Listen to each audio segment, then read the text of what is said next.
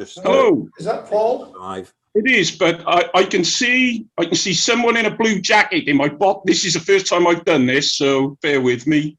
Okay, somebody in the blue jacket is me, Tony Oh, Kell. hello, Tom. I'm Paul. How do you do? I'd shake your hand, but it doesn't work here.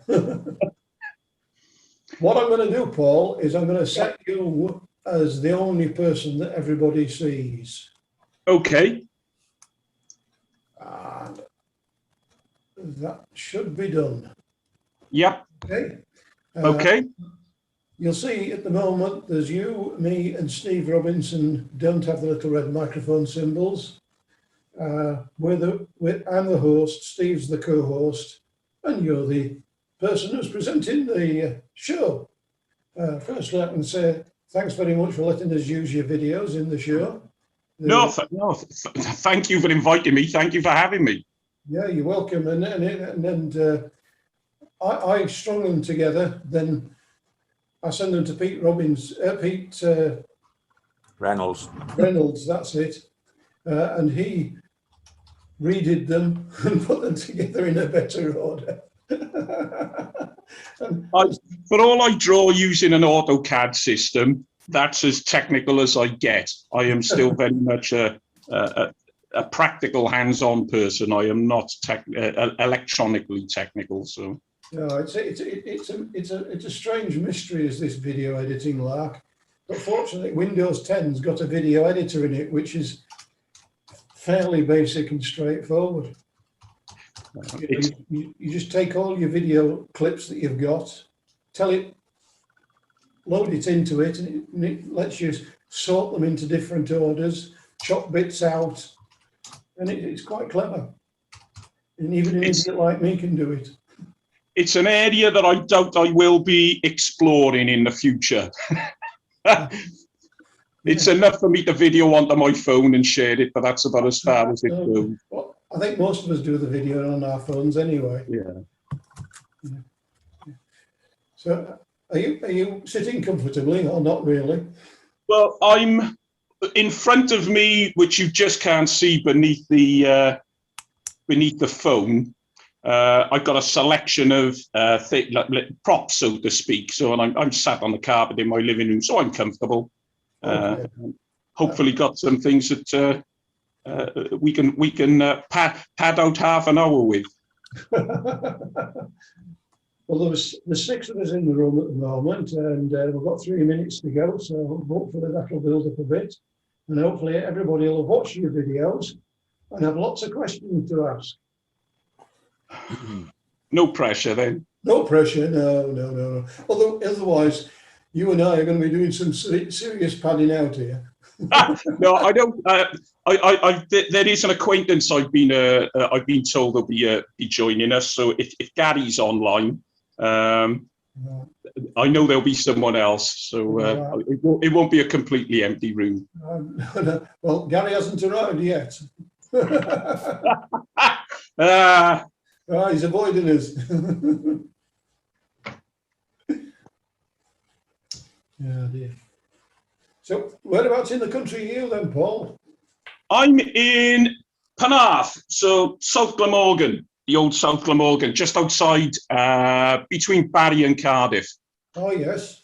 So, and if you know Red Dragon models and Taffrail models, Julian Wing. Yes. Yeah, he's about 400 yards to the side of me, and Minerva models, they're in Sully. So they're all, we're all within a spitting distance of each other. Oh, very good. Yes. So you're down in the Fred Lewis territory then? Oh, yes, very much. In fact, I was on the phone to him this week. He's responsible, I'll hold it up, for folding up the front of the etch on one of the wagons I'm developing at the moment. So I had some very constructive advice from him. What did it begin with F and end in K? Yeah, he's not a big supporter of resin. Oh dear. Yes. I think his phrase was, take your resin, strap some brass to it, solder it up, and then take the resin off.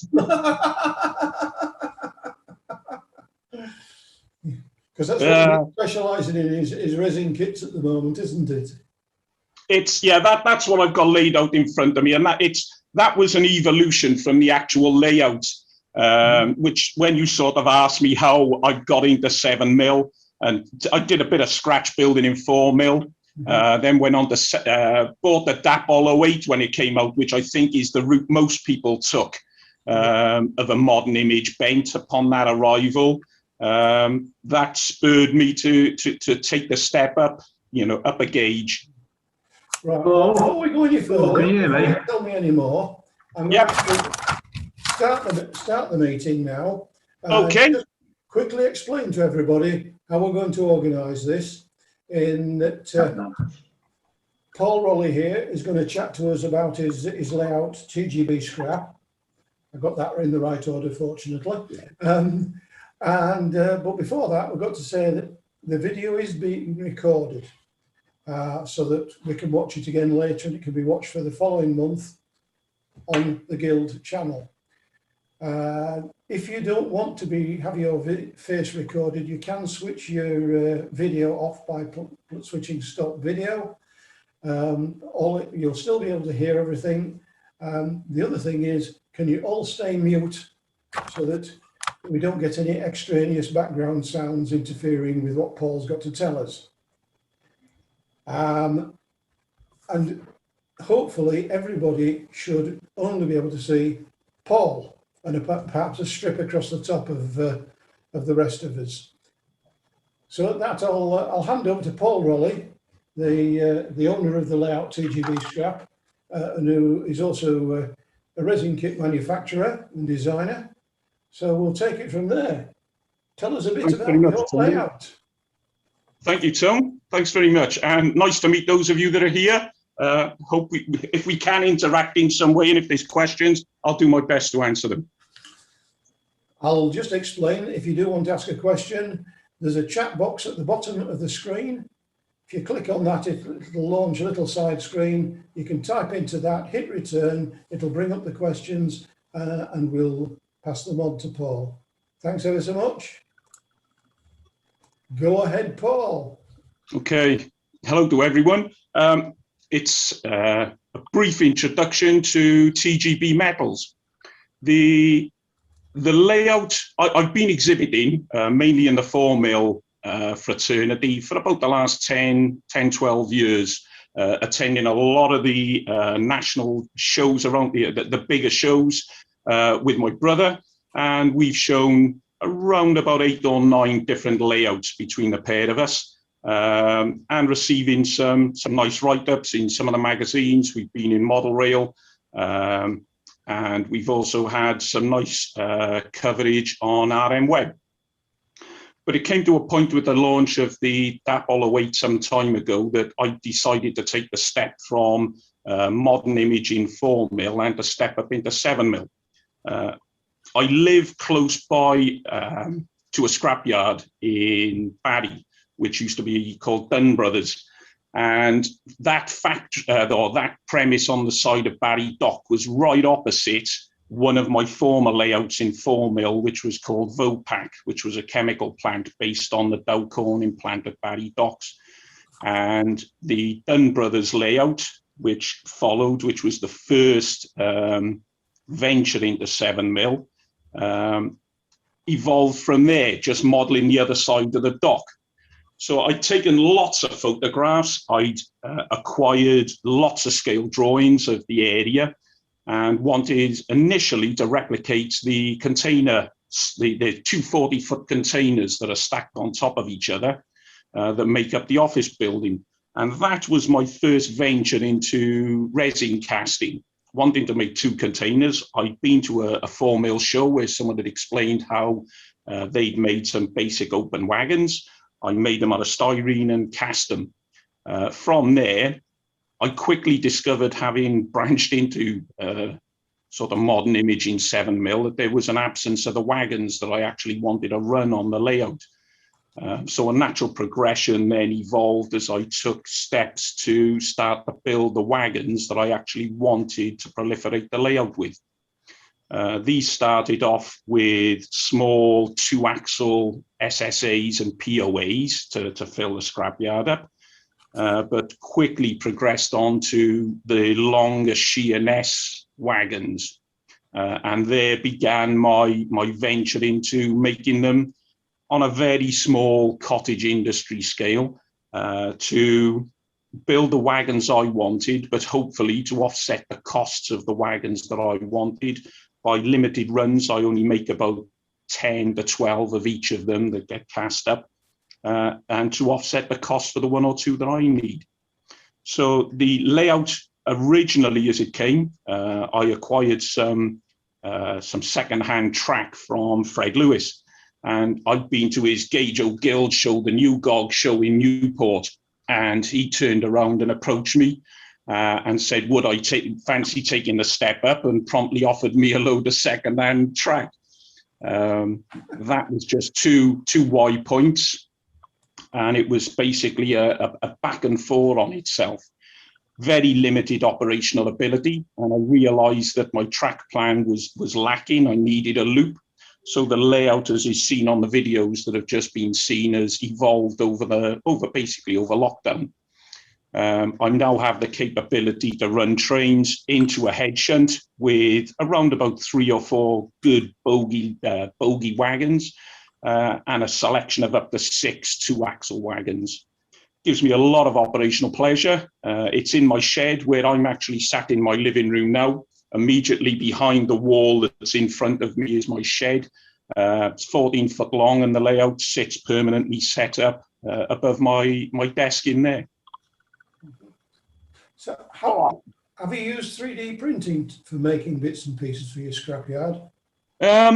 The 3D printing side, my trade, I'm a draftsman, so I draw on an AutoCAD system, but I only model in 2D format. So I would like to think it's a natural sort of stepping stone.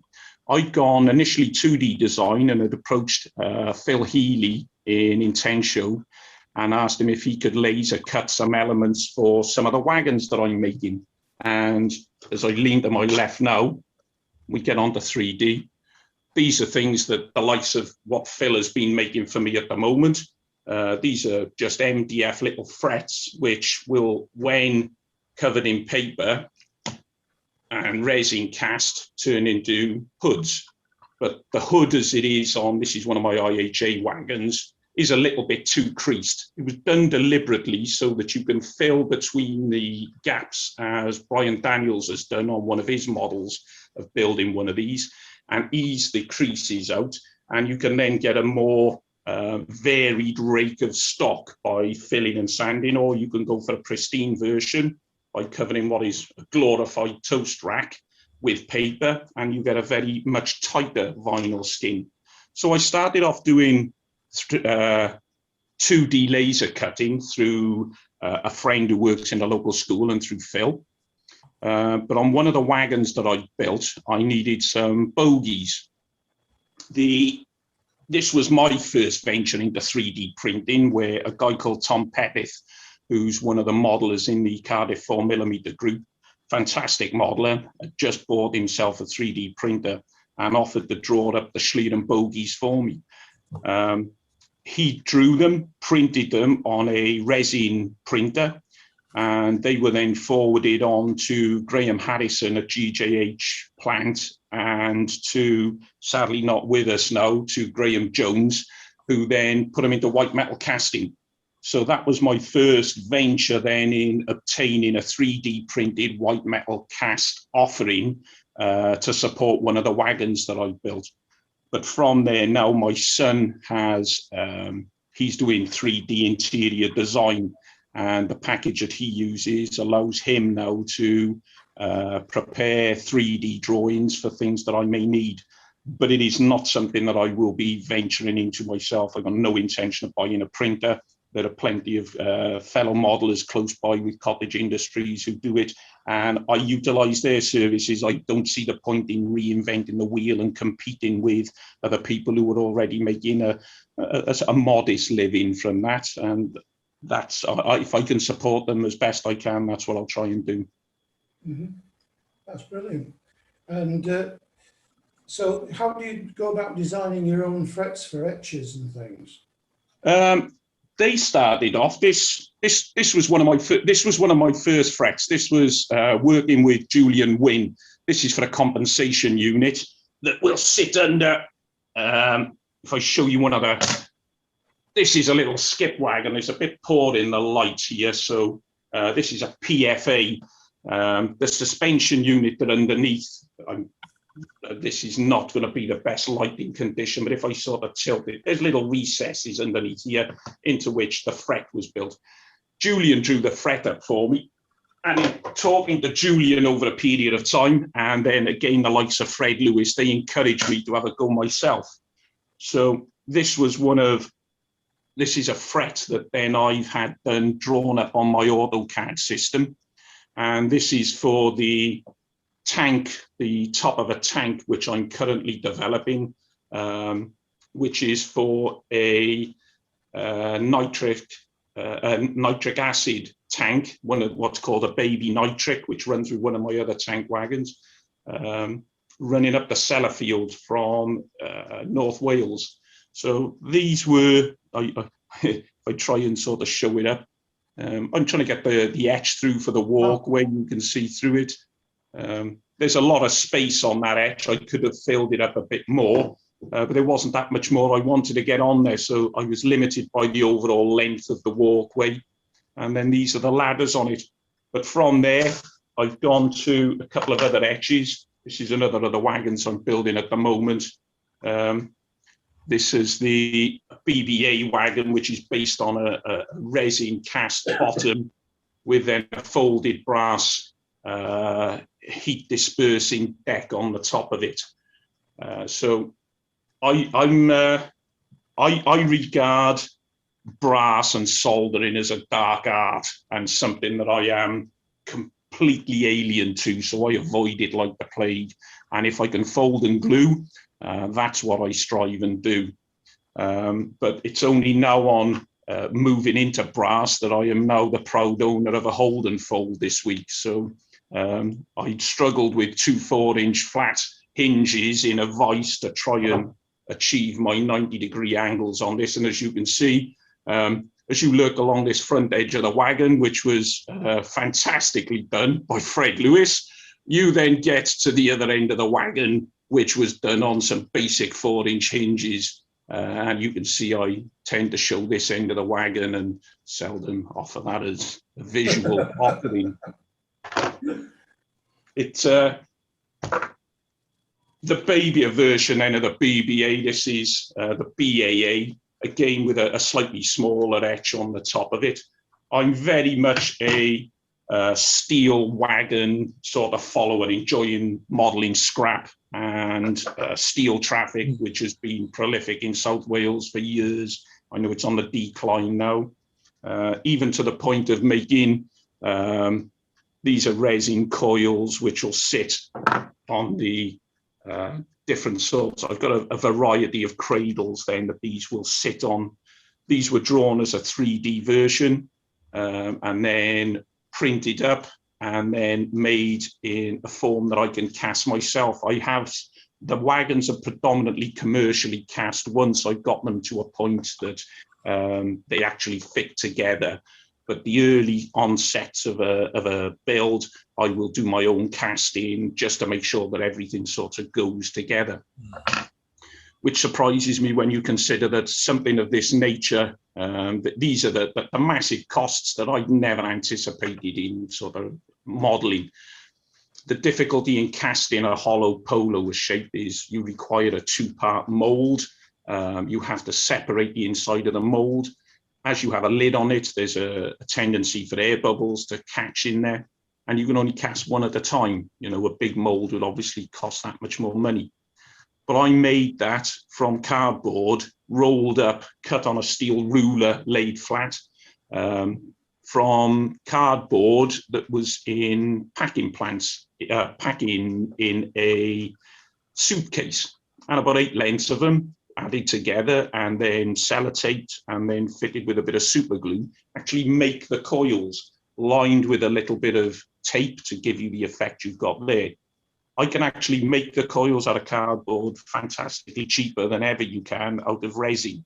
And I would encourage people, whilst I do have a stock of these and they do look nice on the wagons, go and make them yourselves. It is so easy. What type of glue do you use for joining brass to plastic? I use an ordinary super glue. Coming from a practical background, I use a lot of Mitafix glue, which has a spray activator and a normal type of super glue. You can buy it in Screwfix. It's about £8 or £9.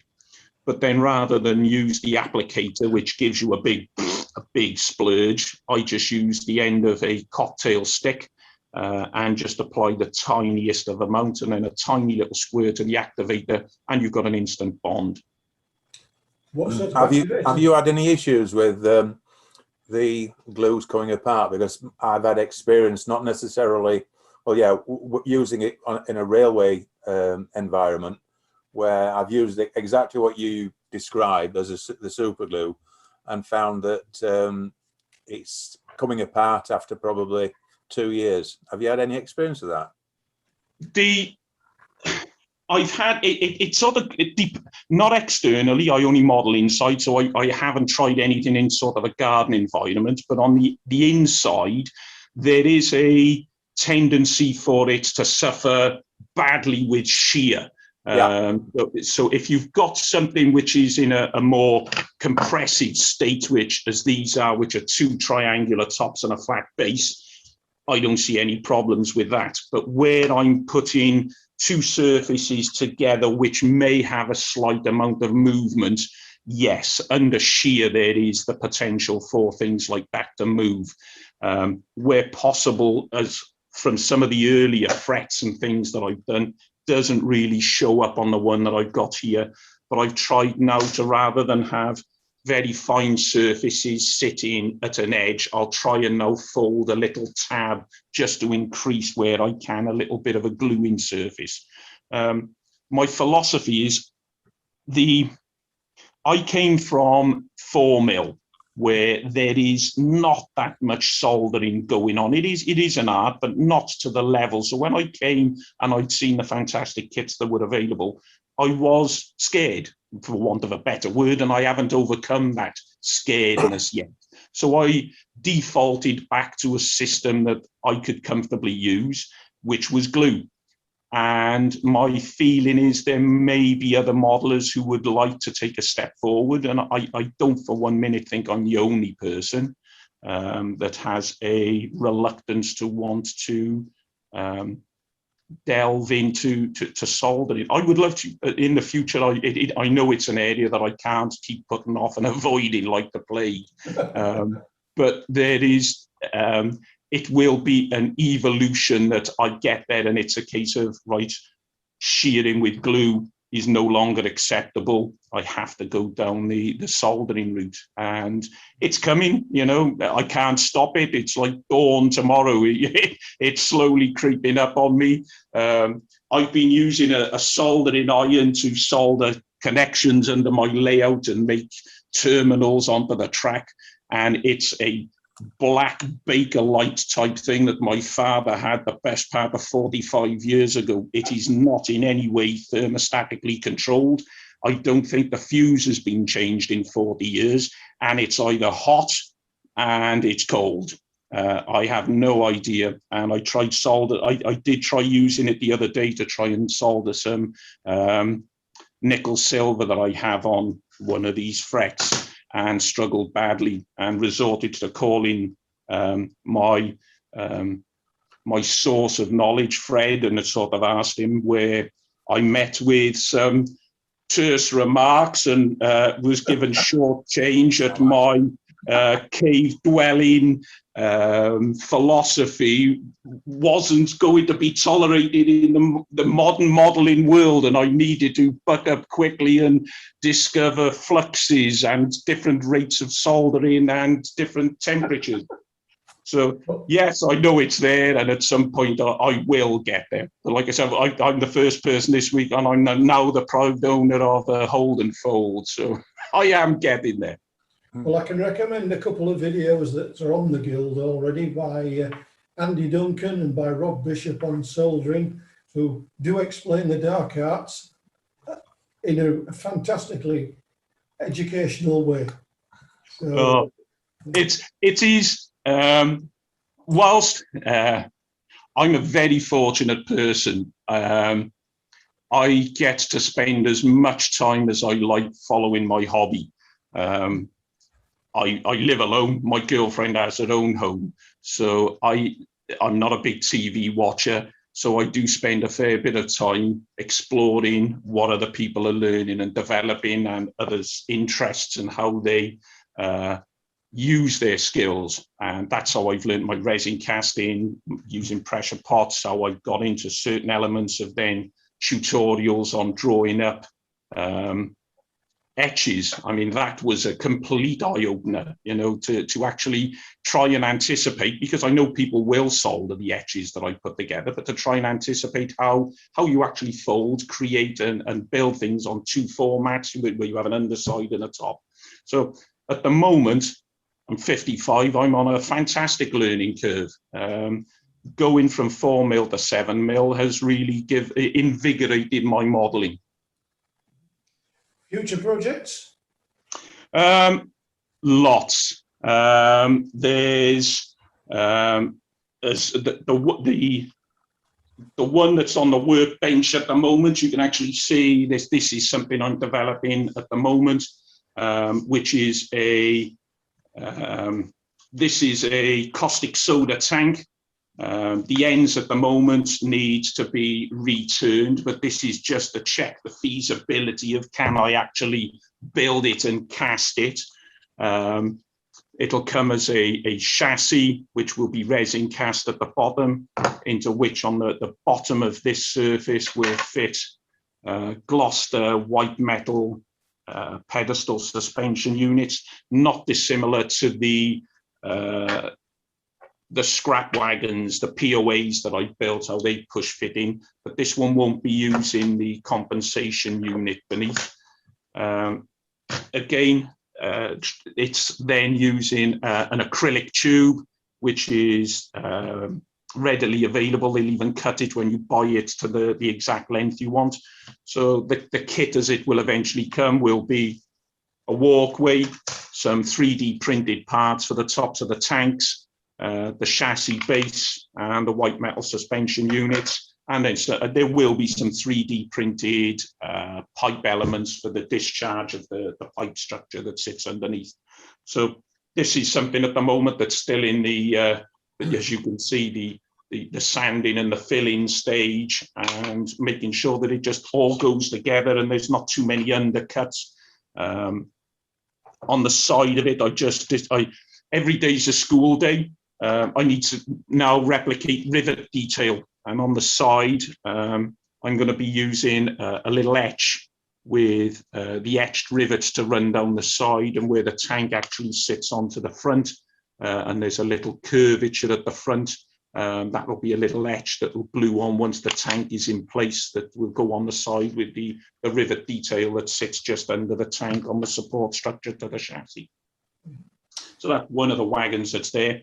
I currently got a number of wagons which are with a casting company, and I'm scheduled to receive them roughly on a monthly basis. So imminently there is another tank wagon that's due. There are another couple of smaller 2-axle scrap wagons that are coming. One of them is the smaller MMA, which ran on the HAA chassis, which were the wagons that ran through the discharge to the power stations. and the one that I'm eagerly looking forward to coming. I've got some wagons that I made originally, original Sheerness wagons, which are being recast, but that'll be sort of summertime. I built a model of one of the Powell Dufferin JNA wagons, the Black Adders. And I've now built the secondary wagon, which has the additional rib running along the length of it. I'm looking forward to that one coming out. It's an impressive looking wagon. It'd be nice if some of them sold, but at the moment they are to proliferate my layout and to satisfy my modelling interests. There's been a question posed as where do you buy the wagons from? Where do people buy the wagons? The wagons as they are at present, as time will evolve, I hope to have my own website, but at the moment they're piggybacked onto the back of Phil Healy's Intentio laser cutting website. So if you go onto his site, you will also find things like pear tree wheels. There's other small cottage industries offering their goods through the back of Phil's website. But I'm under the rolling stock category. And currently, I think there's about 9 different wagons that are stocked on his site. I don't offer all of the parts. What I try and do is offer an aid primarily to scratch building. So if someone already offers a bogie, I don't see the point in me replicating or creating my own. I'm not in this as a money-making venture or to undermine anybody else. So the likes of PRMRP, who make a substantial number of bogies, would be a good source to put the various bogies under some of the models that I make, as is Graham Harrison and his range. Invertrains, they can all provide the buffers, the air tanks and the other elements that I don't put in the kit. I don't want to carry a huge amount of stock waiting for it to sell. So what I provide in the kits are mainly the elements that I make myself. So typically in the form of, if you were saying like the IHA steel carrier, you will get the chassis, the body. An alternate, if you wanted to, would be the toe strap. You get the ends then that glue on either end, and you then get the white, you get an etch then, which is all of the locking gear on the sides, the brake wheels. But what you will need are wheels from the likes of Pear Tree or Slaters, and bogies, which in this case, these are Y25s. I've got a source which I've got from Graham Harrison, but likewise they are available from other people. They were available from NMRS, and I'm sure in due course they will reappear in some form and be available to modelers to obtain. So going back to your layout, Yep. What sort of system do you use to operate it? Is it DCC? It is DCC. I've got an NCE power cab with a booster underneath it. I'd used the power cab all through my 4mm modeling, but then I also use DCC Cobalt digital point motors. So the actual draw, when you've got maybe 3 logos on it, I know it'll, with an 03 or an 08 or something of that nature, and I've just got a small Planet to run on there from Julian Wynn's range of models that he's just prepared. They would comfortably work on as it would be a normal 4mm setup, but I've gone for the slightly up and just put the power boost pack underneath it just to give it that extra bit of oomph, just get it going a bit more. Are they Helgen locos then that you've got? Yeah, I've got a selection of DAP 08s, but then predominantly the logos are all then Helgen. They were, if I say like first generation, before you've had the later ones now, which have been more available in their rail freight grey colours. When they were first released, like my 33, that was resprayed from a from a blue logo. Something again, and these are elements of the hobby that I don't do. I cannot paint, not for the life of me can I paint a straight line, and where possible I will spray with aerosols. But there are fantastic members of modelers there who have a skill which I will never be able to emulate. So I outsource my painting to modelers who have a fantastic finesse for it. So most of the logos have been weathered, resprayed, and had sound chips fitted, where I've gone to coastal BCC out on the other side of the country to provide my my digital requirements. I've met so many fantastic people exhibiting over the last 10 years, and if I can support them and their modeling ventures in some way, as was I was next to coastal BCC at a show about 10 years ago. And then we were next to each other again at the Derby show a few years ago. And it was great to catch up and then sort of say, well, here's a couple of logos, keep hold of them for a year and I'll have them at the next show that we meet up with. Because at that point I didn't have the layout, but wanted to build up the stock knowing what I was going to be building. Right, well, thank you very much for that. We've got to have to wind up now because I've got to move on to yet another Zoom session in a few minutes. Okay. Thank you very much for letting us see your layout at the show and all the videos you've done. And thank you for chatting to us about the layout and about the various different things that you've been building for it. No, thank you very much, Tom. Thank you, Paul. I enjoyed it. And thank you to everybody that's come in and asked the questions. And if we've missed one of your questions, I must apologise, but we seem to have run out of time far quicker than I imagined it would. Maybe next time we'll have a longer session. No, thank you for having me. And I hope the rest of the day and the virtual show goes well. Let's hope so. Thanks ever so much for that. Thank you. Thank you. Cheers. Bye-bye.